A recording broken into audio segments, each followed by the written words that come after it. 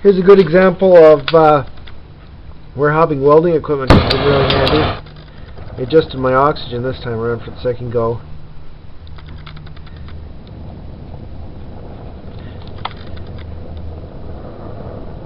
Adjusting to a neutral flame.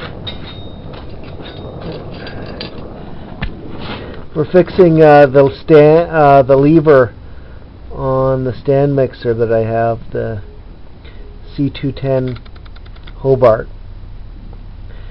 If you didn't fabricate this yourself,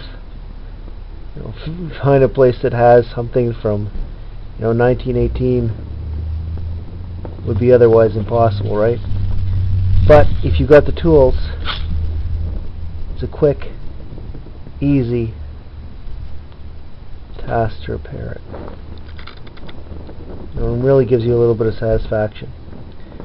So for more on this and other projects that empower your independence, go to EnduringTechnologyPress.com. Thanks.